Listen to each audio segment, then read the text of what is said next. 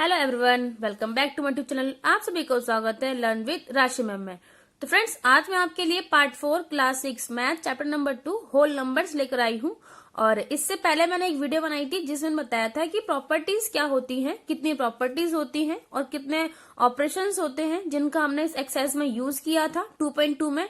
और मैंने उसमें आपके क्वेश्चन 1 क्वेश्चन 2 सॉल्व भी कराया था। तो आज मैं लेकर आई हूँ आपके लिए क्वेश्चन 4 और जानेंगे कि क्वेश्चन 4 को कैसे सॉल्व करना है और क्या। तो 2.2 एक्सरसाइज शुरू करने से पहले थोड़ा हम जान लेते हैं कि प्रॉपर्टीज क्या होती है। वैसे मैंने पहले की वीडियो में बताया हुआ है कि प्रॉपर्टीज क्या होती है, बट एक बार से ओवरव्यू देख लेते हैं। तो जो प्रॉपर्टीज जो होती है वो 3 टाइप्स की होती है। पहली प्रॉपर्टी होती है कम्युनिकेटिव प्रॉपर्टी, कम्युनिकेटिव प्रॉपर्टी होती है। दूसरी होती है associative property, associative property and third होती है डिस्ट्रीब्यूटिव प्रॉपर्टी, डिस्ट्रीब्यूटिव प्रॉपर्टी। और इन तीनों प्रॉपर्टीज का यूज करके ही हम एक्सरसाइज 2.2 सॉल्व करेंगे और ये प्रॉपर्टीज हमारे लिए बहुत ज्यादा इंपॉर्टेंट होने वाली है। तो आप इसको अच्छे से अपने माइंड में सेट कर लीजिए। जो प्रॉपर्टीज होती है वो 3 टाइप्स की होती है। पहली होती है कम्युनिकेटिव प्रॉपर्टी, दूसरी होती है एसोसिएटिव प्रॉपर्टी एंड थर्ड होती है डिस्ट्रीब्यूटिव प्रॉपर्टी। तो इन प्रॉपर्टीज का अलग अलग तरीके से यूज करेंगे। तो आइए जानते हैं हम कि क्वेश्चन नंबर 4 हमें कैसे करना है और ये इसको कैसे कौन सी प्रॉपर्टी का यूज होगा। तो आइए वीडियो स्टार्ट करने से पहले मैं आपको बता दूं कि मैंने पहले प्रीवियस वीडियो बनाई हुई है इसके बारे में, उसको चैप्टर का ओवरव्यू भी दिया था। और अगर आपको मेरी वो वीडियो देखनी हो तो आप प्लेलिस्ट में आके देख सकते हैं, जिससे आपको बहुत हेल्प होगी इस एक्सरसाइज के बारे में। और अगर आपको मेरी वीडियो अच्छी लगी हो तो प्लीज लाइक करें, शेयर करें एंड सब्सक्राइब करें। तो बढ़ते हैं क्वेश्चन नंबर 4 की तरफ। आइए इसको रीड करते हैं। तो क्वेश्चन नंबर 4 में लिखा है कि find the product. Find the product, हमें प्रोडक्ट को फाइंड करना है using the suitable properties. Properties आपको पता है क्या होती है, जैसे मैंने लिखा है 3 टाइप्स की प्रॉपर्टी होती है, communicative property, associative property and distributive property. तो इन प्रॉपर्टी का अलग अलग यूज होता है। जैसे आइए देख लेते हैं इन प्रॉपर्टी का अलग अलग यूज कैसे होता है। देखिए यहाँ पर है ये कम्युनिकेटिव प्रॉपर्टी है। क्या है ये? Communicative property. इसको लॉ बोल सकते हैं या फिर लॉ भी बोल सकते हैं, प्रॉपर्टी भी बोल सकते हैं। तो देखिए मैंने यहाँ पे आपको समझाया था कि अगर हम 3 + 5 करते हैं, 3 + 5 तो हमारा आंसर भी क्या आएगा? 8 आएगा। अगर मैं डिजिट की प्लेस चेंज कर दूं, पहले यहाँ पे 3 है, बाद में 5 है, यहाँ पे मैंने 5 कर दिया, यहाँ पे 3 कर दिया। अगर मैं डिजिट की प्लेस चेंज करने के बाद भी मुझे आंसर क्या मिलेगा? आंसर सेम मिलेगा। तो ये क्या होती है? ये मैंने यहाँ पे एडिशन किया है, तो ये क्या है? Communicative property. आइए अब हम देखते हैं कि कम्युनिकेटिव प्रॉपर्टी जो हमारी है वो माइनस में यूजफुल है या नहीं। देखिए मैंने यहाँ पे किया था 6 - 5, तो मेरा आंसर आया था 1। 6 - 5 आंसर इज 1। अगर मैंने प्लेस चेंज किया डिजिट का, 5 - 6 किया, तो मेरा आंसर क्या आया? -5 -1। क्या आया? -1। तो मुझे आंसर क्या मिला यहाँ पे? -1। देखिए अब इसको मल्टीप्लाई में देखते हैं कि मल्टीप्लाई में ये यूजफुल है, इसको हम ऐड कर सकते हैं या नहीं। देखिए मल्टीप्लाई मैंने कैसे लिखा? 7 × 6। 7 × 6 आंसर इज 42। 7 × 6 answer is 42। मैंने जब डिजिट को चेंज किया, जैसे 6 प्लस जो डिजिट का जो प्लेस है मैंने वो चेंज किया। पहले यहाँ पे 7 आगे था और 6 पीछे था, तो मैंने अब 6 आगे करके पीछे 7 को करके आंसर क्या आया? 42। आंसर मेरा सेम आया। मतलब या तो हम एडिशन करें, एडिशन में हम प्लेस को चेंज कर सकते हैं, और मल्टीप्लीकेशन प्लेस को चेंज कर सकते हैं, तब भी हमारा आंसर जो है सेम आएगा। 2 + 4 करिए या फिर 4 + 2 करिए, आंसर हमारा 8 ही आने वाला है। ठीक है, तो देखिए माइनस में क्या है? माइनस में कम्युनिकेटिव प्रॉपर्टी जो है हमारी वो यूजफुल नहीं है। ऐसा ही सेम क्या है, मैंने यहाँ पे डिवीजन भी किया था, जैसे कि 8 डिवाइड बाय 2। 8 डिवाइड बाय 2 करूंगी तो आंसर क्या आएगा मेरा? 4। 8 divide by 2 answer is 4। 2 divide by 8 किया था तो आंसर मेरे क्या आया था? 0.25। 0.25। तो ये जो प्रॉपर्टी है हमारी, ये माइनस एंड डिवीजन में हेल्पफुल नहीं है, हम इसमें यूज नहीं कर सकते, क्योंकि हमारा जो आंसर है वो डिफरेंट होता है। ठीक है, डिफरेंट आता है अगर हम माइनस करते हैं और डिवीजन करते हैं। तो ये जो हमारी प्रॉपर्टी है वो माइनस प्लस के लिए और मल्टीप्लीकेशन के लिए यूजफुल है। तो आइए अब जानते हैं कि नेक्स्ट जो हमारी प्रॉपर्टी है वो कौन सी होती है? Associative property. एसोसिएटिव प्रॉपर्टी में क्या करते हैं? इसमें हम ग्रुपिंग करते हैं, डिजिट को ग्रुप में कर लेते हैं। जैसे कि 2 + 3 + 4 था, 2 + 3 + 4 है, तो मैंने इसमें क्या किया? 2 + 4 को 2 + 3 का ग्रुप बना दिया, तो क्या आया आंसर? 5 आया।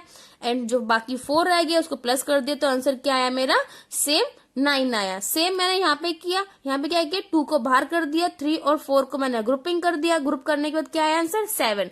2 + 7 आंसर इज 9। तो ये होती है हमारी एसोसिएटिव प्रॉपर्टी, जिसमें हम ग्रुप को बना देते हैं ताकि हमें एडिशन एंड माइनस करने में इजी हो। ठीक है, तो यहाँ पे यही एग्जांपल है, ये मैंने मल्टीप्लिकेशन किया था, जैसे 7 × 3 × 2, 7 × 3 × 2, तो मैंने क्या किया, इसको ग्रुप कर दिया। जैसे ग्रुप कैसे किया, मैंने ग्रुप कर दिया कि मैंने 7 × 2 3 और बाहर कर दिया, ब्रैकेट में डाल दिया इन दोनों को, तो 7 × 3 किया तो आंसर कितना आया मेरा, 21। क्या आंसर आया, 21। और फिर मैंने 2 कर दिया, तो 2 को डिवाइड मल्टीप्लाई करूंगी तो 42 आंसर आया।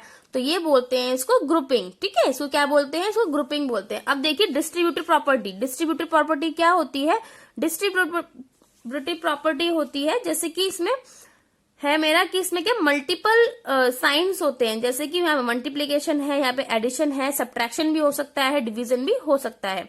तो मैंने प्लस वाले को एक साइड कर लिया और जो डिवाइड मल्टीप्लाई वाला है इसको एक साइड कर लिया। ठीक है, जैसे 3 क्या है, 3 क्या है मेरा, 3 है मल्टीप्लाई, तो इसको मैंने बाहर कर दिया।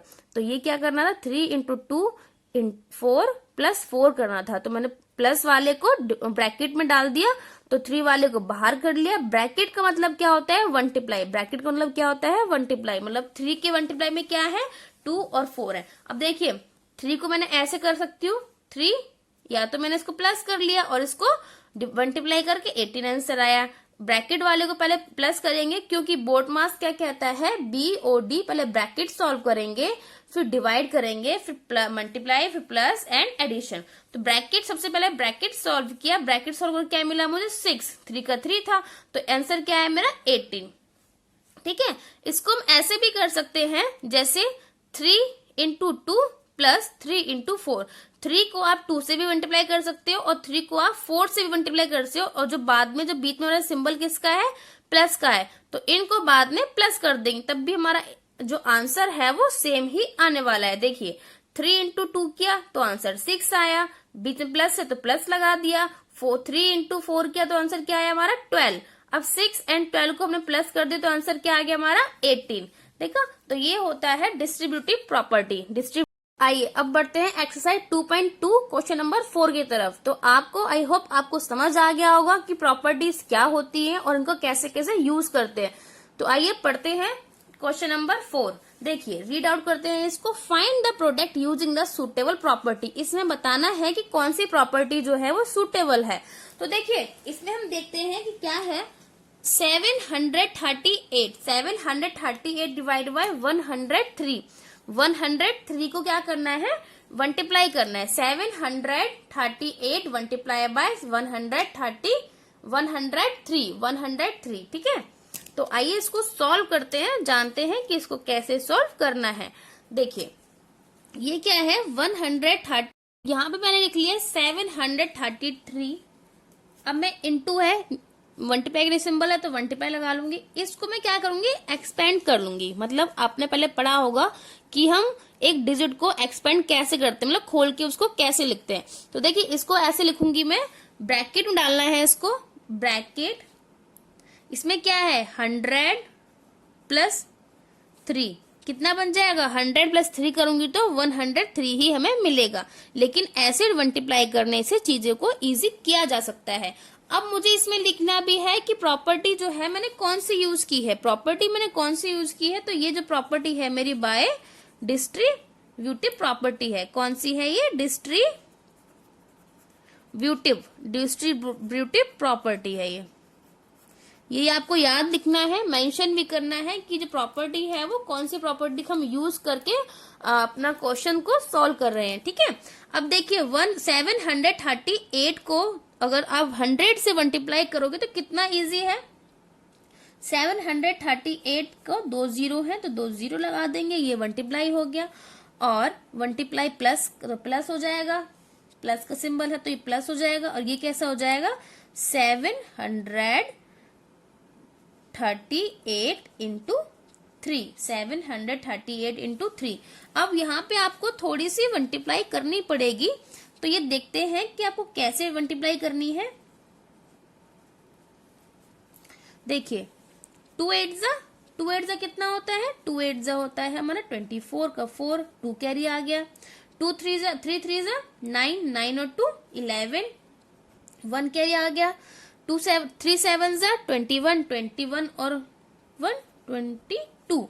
तो ये हमारा मल्टीप्लाई करके आ गया। अब बीच में किसका सिंबल है, प्लस का, तो हम इसको प्लस कर देंगे। देखिए 0 और 4 कितना होगा, 4, 0 और 1 0, 8 और 2 0, 10 आ जाएगा। 8 और 2 कितना होता है, 10, 10 मतलब 0 और 1 कैरी लग जाएगा यहाँ पे। 2 और 8 कितना होगा, 10, 10 और 1 11 हो जाएगा।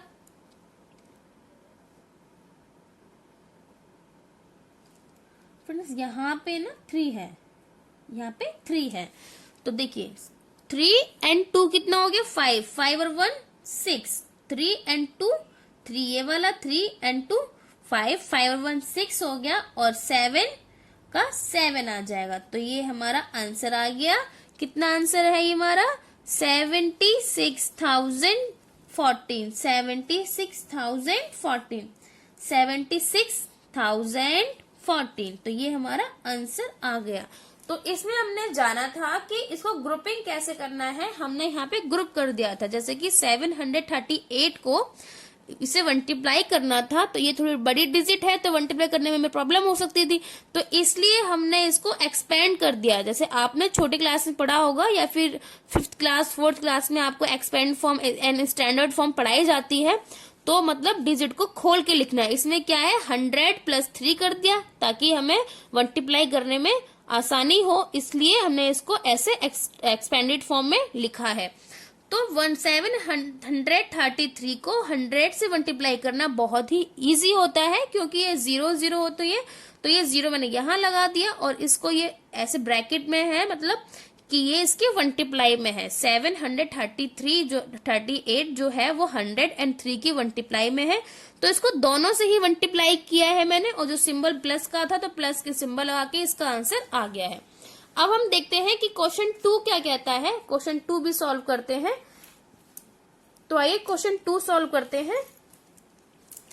बी पार्ट है आपका, इसका बी पार्ट देखते हैं। बी पार्ट कैसे सॉल्व करना है, तो आइए बी पार्ट है इसका 854 मल्टीप्लाई बाय 102। तो इसको भी हम क्या करेंगे, जैसे ये किया था हमने ग्रुप कर लेंगे। सो ग्रुपिंग कैसे करेंगे इसकी, 854 मल्टीप्लाई 100 + 2, ठीक है, 100 + 2। अब क्या करेंगे, 854 इंटू 100, प्लस का सिंबल है प्लस, तो ये दोनों इससे मल्टीप्लाई में है, क्योंकि ब्रैकेट में है तो ये वो दोनों मल्टीप्लाई में है। ये जो है डिजिट ये जो डिजिट इसके मल्टीप्लाई में है, तो पहले इससे मल्टीप्लाई होगा, फिर इसका इससे होगा, बीच में प्लस है तो प्लस हो जाएगा, ठीक है। तो मैंने इससे मल्टीप्लाई करके यहाँ लिख दिया, प्लस का सिंबल लगा दिया। अब इसको मल्टीप्लाई इससे करेंगे, तो 854 इंटू 2, ठीक है।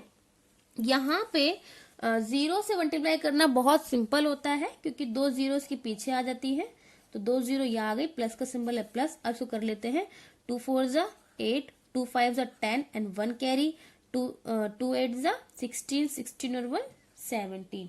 तो ये हमारा आंसर आ गया। क्या आ गया, आंसर नहीं, ये हमने इसे मल्टीप्लाई कर लिया, तो ये इसका आंसर आ गया। अब प्लस है, तो अब हम इस दोनों को भी प्लस करेंगे। देखिए इसमें आपको लिखना भी है कौन सी प्रॉपर्टी आपने यूज की है, तो बाय डिस्ट्रीब्यूटिव प्रॉपर्टी लिखना बहुत जरूरी है, क्योंकि इसने बोला है कि आपको सुटेबल प्रॉपर्टी ही यूज करनी है।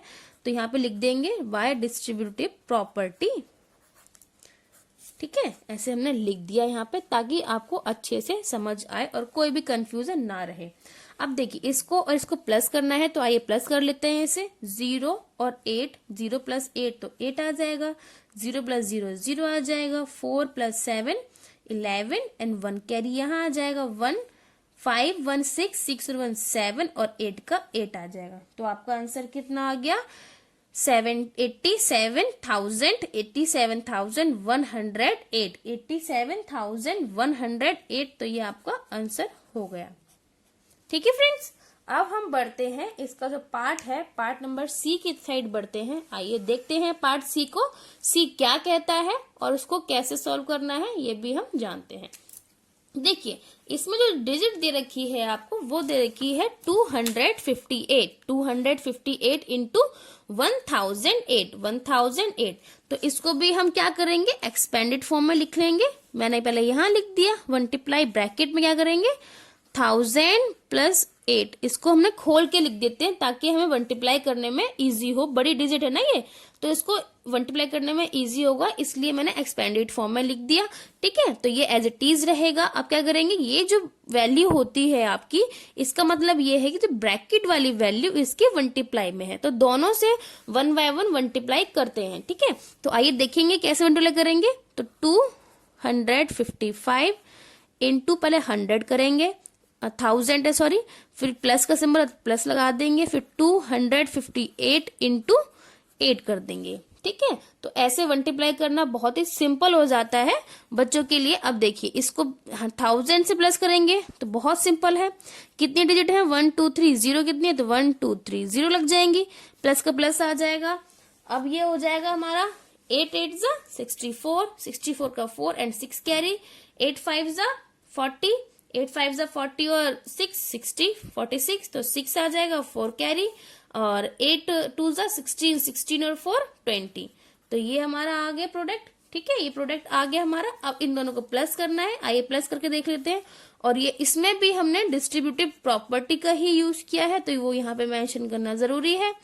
तो डिस्ट्रीब्यूटिव प्रॉपर्टी तो मैंने यहाँ पे मेंशन कर दिया। आइए अब इसको प्लस कर लेते हैं। देखिए 0 और 4 4 हो जाएगा, 0 और 6 6 हो जाएगा, 0 और 0 0 हो जाएगा, 8 एंड 2 10, 1 कैरी, तो ये 6 और ये 2, कितना हो गया आपका ये 1 10 100 1000 10,000 एंड लैख, तो 2,60,000 2,60,000 64, 2,60,000 64। ठीक है, तो ये आपका आंसर आ गया फ्रेंड्स। ठीक है, आपको समझ आया होगा।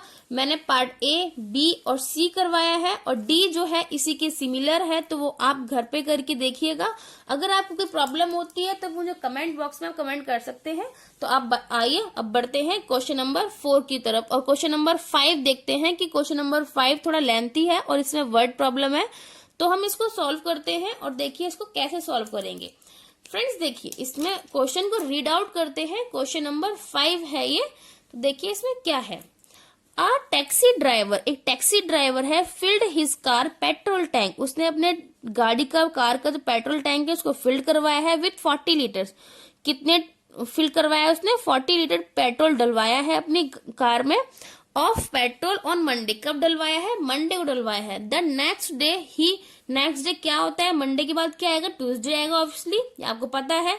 The next day he filled the tank with 50 litres of petrol, Monday को उसने 40 लीटर पेट्रोल डलवाया है, और मंडे के बाद नेक्स्ट डे ट्यूसडे, ट्यूसडे को उसने 50 लीटर पेट्रोल डलवाया है। And if the petrol cost of 44 पर लीटर, क्या है petrol cost per litre cost कितना है 44, how much he spend in all on petrol, तो उसने सारे पेट्रोल पे कितना पैसा खर्च किया है। तो देखिए पहले दिन डलवाया उसने 40 एंड सेकेंड डे डलवाया 50, तो पहले इन दोनों को प्लस करेंगे, और पर डे की कॉस्ट कितनी है 44, तो इससे इसको मल्टीप्लाई कर देंगे तो आपका जो है आंसर आ जाएगा। तो आइए करके देखते हैं इसको, लेकिन इसकी पहले आपको वर्ड्स लिखने पड़ेंगे, लाइन्स लाने पड़ेंगे इक्वेशन, तभी ये सॉल्व होगा। तो जो लैंग्वेज इसमें क्वेश्चन में यूज की है हम वही सेम लैंग्वेज का यूज करते हुए इसको सॉल्व करते हैं। देखिए मैं यहाँ पे लिख लेती हूँ आंसर 5th। ठीक है, जो लैंग्वेज इसमें यूज की मैं वही यूज करूंगी। पहले क्या बोला है इसने, field petrol on Monday, Monday को उसने कितना पेट्रोल फिल करवाया है 40 लीटर, जैसे यहाँ पे मेंशन किया हुआ है 40 लीटर मंडे को फिल करवाया ऑन मंडे। ठीक है, फिर petrol on Tuesday, field petrol on next day, मतलब ट्यूसडे मंडे के बाद, क्योंकि ट्यूसडे नेक्स्ट डे ही होता है, मंडे ट्यूसडे कितने करवाए 50 लीटर। अब कॉस्ट ऑफ पेट्रोल जो क्वेश्चन में है वही पहले मेंशन कर लेंगे, कॉस्ट ऑफ पेट्रोल कितनी है 44 लीटर, 44 लीटर्स है। ठीक है, 44 लीटर्स है। ठीक है फ्रेंड्स। अब देखिए, अब क्या करना है, टोटल पेट्रोल देखें कितना टोटल पेट्रोल है। Total petrol filled in car, car tank कितने टाइप फिल करवाया उसने, 40 प्लस 50 लीटर। तो कितना हो जाएगा, 40 प्लस 50 लीटर कितना हो जाएगा, 40 प्लस 50 लीटर कितना हो जाएगा, तो ये हमारा हो जाएगा 90 लीटर्स पेट्रोल उसने फिल करवाया in both days, Monday and Tuesday को उसने कितना लीटर फिल करवाया, 90 लीटर्स। अब देखेंगे टोटल कॉस्ट ऑफ पेट्रोल कि कितना उसने स्पेंड किया है। 90 लीटर उसने टोटल पेट्रोल फिल करवाया है और पर कॉस्ट कितनी है, पर कॉस्ट है 44, तो 90 इंटू 44 लीटर। तो देखिए जीरो का तो जीरो आ जाएगा, 9 4 जा 36, 3 कैरी 9 36 और 3 39। तो कितने पैसे खर्च किए उसने, 3960 उसने पैसे खर्च किए हैं कितने पर, 90 लीटर पेट्रोल पर, और पर लीटर कितना था, 44। तो ये आपका क्वेश्चन हो गया और आपका आंसर भी आ गया होगा। आई होप आपको समझ आया होगा। आइए अब बढ़ते हैं इसके नेक्स्ट क्वेश्चन की ओर, जो है 6। आइए फ्रेंड्स अब बढ़ते हैं क्वेश्चन नंबर 6 की तरफ और पढ़ते हैं क्वेश्चन नंबर 6 को और इसको सॉल्व करते हैं। फ्रेंड्स देखिए यहाँ पर क्वेश्चन मैंने 6 लिखा हुआ है। अब देखिए इसको रीड आउट करते हैं। A vendor supplies 32 litres of milk to a hotel in the morning. एक सप्लायर है, एक वेंडर है जो सप्लाई करता है मिल्क को। मॉर्निंग में उसने जो सप्लाई किया है वो किया 32 litres and 68 litres milk in the evening, और इवनिंग में किया है उसने 68 लीटर्स। कितना किया है, 68 लीटर किया है इवनिंग में, और मॉर्निंग में किया है उसने 32 लीटर्स। ठीक है। इफ द मिल्क कॉस्ट कितनी है, 15 per litre, 15 per litre cost है। How much money is due to the vendor per day, और कितनी मनी उसको मिलती है, कितनी मनी जो है उसको पे मिलती है वेंडर को। ठीक है। देखिए इसको सॉल्व करते हैं। यहाँ पर मैं लिखती हूँ आंसर 6। ये 6 क्वेश्चन है क्योंकि अब देखिए जो लैंग्वेज इस क्वेश्चन में लिखी है उसी के हिसाब से हम इसको सॉल्व करते हैं कि इसमें कौन सी लैंग्वेज लिखी है और वही वर्ड लिखेंगे। तो देखिए मैं यूज करूंगी कि क्या पहले इसने क्या किया है, milk supply in morning. Morning में कितना मिल्क सप्लाई किया है उसने, 32 लीटर। कितना किया है, 32 लीटर्स। ठीक है। और मिल्क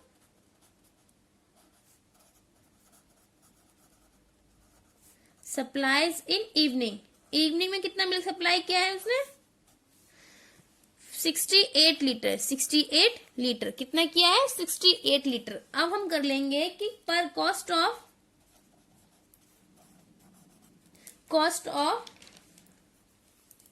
मिल्क की कितनी कॉस्ट है, cost of milk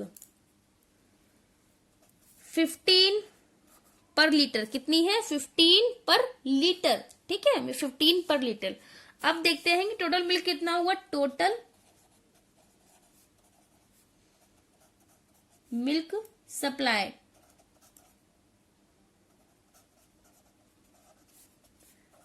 32 plus 68 litre कितना हो जाएगा, 100 लीटर मिल्क जो है उसने सप्लाई कर दिया। अब करेंगे टोटल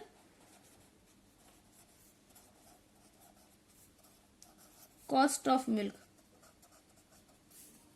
पर कॉस्ट मिल्क कितना है, 100, पर कॉस्ट कितनी है, 15। अब को मल्टीप्लाई कर देंगे तो कितना आ जाएगा, 15 के पीछे कितना इजी होता है, 2 जीरो लगा देंगे तो 1500। कितना हो गया, 1500 उसको पैसे जो है इतने मिलेंगे। इतने दूध कितना था उसका, 100 मिल्क था, 100 लीटर मिल्क था, और पर कॉस्ट कितनी थी, 15।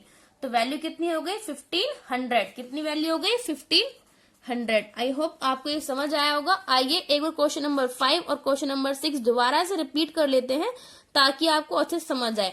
तो देखिए क्वेश्चन नंबर 5 क्या कहता है कि क्वेश्चन नंबर 5 कहता है कि a taxi driver filled his car petrol tank with 40 liters of petrol on Monday. The next day he filled the tank with 50 liter petrol. If the petrol cost 44 liters, how much he spent in all petrol? तो कितना उसने petrol पे खर्च किया?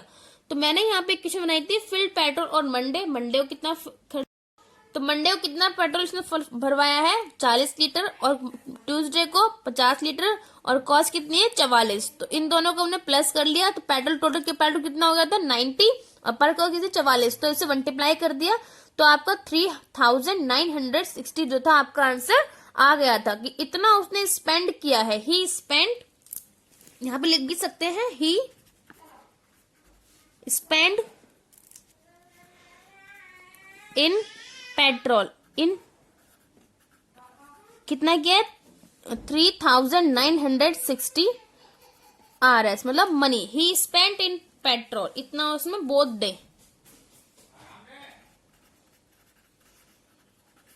Day भी लिख सकते हैं इसमें हम। ही स्पेंड इन पेट्रोल 3960। ठीक है, तो ये हमारा क्वेश्चन नंबर 5 था। अब क्वेश्चन नंबर 6 देखते हैं। 6 का कहता है कि आप एक वेंडर है जिसने एक मॉर्निंग में शिफ्ट किया, एक होटल में दूध मिल्क जो है वो सप्लाई करता है। तो उसने मॉर्निंग में क्या 32 लीटर किया था और इवनिंग में 62 किया था, 68 किया था। और जो मिल्क की जो पर कॉस्ट थी वो थी 15 पर लीटर। कितनी थी 15 पर लीटर। तो इसमें क्या करेंगे हम, जो भी हमारा मिल्क है टोटल मिल्क सप्लाइड कितने सप्लाइड किया है उसने, इसको मैं प्लस कर दिया 32 प्लस 68 कर दिया तो हमारा 100 आंसर आया था। 100 लीटर उसने मिल्क जो है मॉर्निंग एंड इवनिंग में सप्लाई किया है। फिर टोटल कॉस्ट ऑफ मिल्क, कितनी मिल्क की कॉस्ट थी 15, इसे मल्टीप्लाई कर दिया तो कितना आ गया, कॉस्ट कितनी आ गई 1500। कितनी कॉस्ट आ गई 1500। ठीक है 1500। तो ये क्वेश्चन मैंने 6, 5। अब मेरा क्वेश्चन नंबर 3 रह गया है, एक बार 3 भी देख लेते हैं। उस 3 क्वेश्चन नंबर 3 में हमें क्या करना है। तो ये क्वेश्चन नंबर 3 है जो स्किप आउट हो गया था। एक बार क्वेश्चन नंबर 3 देख लेते हैं कि क्वेश्चन नंबर 3 हमें कैसे सॉल्व करना है। तो आइए बढ़ते हैं क्वेश्चन नंबर 3 की तरफ। देखिए मैंने लिखा है यहाँ पर find the value of the following. इनकी वैल्यू हमें क्या करनी है, फाइंड करनी है, जो भी यहाँ पर लिखा हुआ है। तो यहाँ पे लिखा हुआ है 297 इंटू 17 प्लस 297 इंटू 3। अब इस क्वेश्चन को देख के आपको एक चीज समझ आ रही होगी कि इसमें 297 एंड 297 क्या है, कॉमन है। क्या है, तो जो चीज कॉमन है इसको हम क्या कर लेंगे, इसको हम बाहर लिख लेंगे। क्या कर लेंगे, इसको हम बाहर लिख लेंगे। जैसे 297, ठीक है, ये वाला और ये मैंने कॉमन है तो एक मैंने कॉमन ले लिया। अब कर देंगे ब्रैकेट।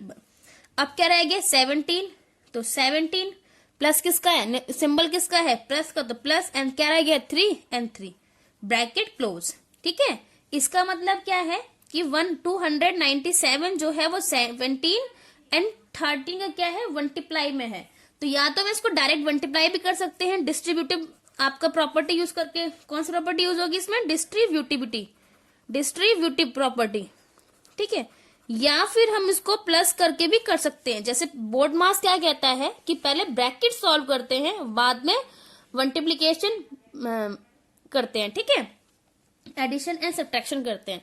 ठीक है, तो पहले क्या है ब्रैकेट को सॉल्व करेंगे। ब्रैकेट सॉल्व मतलब 297 ब्रैकेट सॉल्व कैसे हो जाएगा, 7 और 3 कितना होता है 20, तो ये 20 हो गया। अब 20 को 297 से मल्टीप्लाई करना बहुत ही सिंपल हो जाएगा। तो ब्रैकेट ओपन करेंगे, ब्रैकेट ओपन कर क्या हो जाएगा ये 297 इंटू 20, ये आंसर आ गया। एक 0 है तो हम 0 पहले लिख लेंगे। अब 2 7 में कितना होता है 14, 1 कैरी, 2 9 जा 18, 18 और 1 9, 1 कैरी, 2 4 जा 4, 2 2 जा 4, 2 2 जा 4 एंड 5 और 1 क्या आ जाएगा हमारा 1 आ जाएगा 5। ठीक है, तो कैसे किया हमने ये 0 का 0 लिख लिया, 2 7 जा 14 का 4, 1 कैरी, 2 9 जा 18, 18 और 1 19, 1 कैरी, 2 2 जा 4, 4 और 1 5। तो ये हमारा आंसर हो गया। तो ये हमने यहाँ प्रॉपर्टी यूज की है, उस प्रॉपर्टी का नाम है बाय डिस्ट्रीब्यूटिव प्रॉपर्टी। कौन सी प्रॉपर्टी यूज की हमने यहाँ पे, डिस्ट्रीब्यूटिव प्रॉपर्टी। अब आइए क्वेश्चन नंबर 2, 3 का पार्ट बी देखते हैं कि बी हमें कैसे सॉल्व करना है। देखिए यहाँ पर ये डिजिट थोड़ी सी लंबी है, तो ये हमें देखना है कि इसको कैसे सॉल्व करेंगे। देखिए इसका क्या है कि ये क्या है 54,279 एक ये डिजिट कॉमन है और एक ये डिजिट कॉमन है। तो ये कॉमन जो क्या होती है, हम इसको एक तरफ बाहर रख लेते हैं, जैसे कि 2 5 4 2 7 एंड 9 ब्रैकेट बंद। अब क्या रह जाता है 92 प्लस 8। ठीक है, ब्रैकेट क्लोज कर दिया क्योंकि ये डिजिट और ये सेम है तो हमने इसको कॉमन ले लिया बाहर।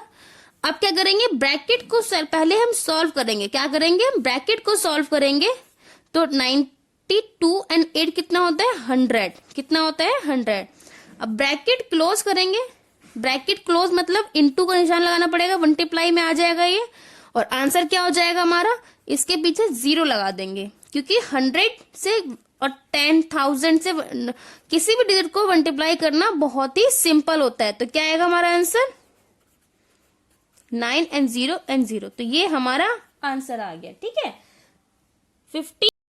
तो क्वेश्चन 3 के मैंने पार्ट ए एंड बी करवा दिए हैं, तो बाकी के जो पार्ट हैं आप घर पर प्रैक्टिस करिए।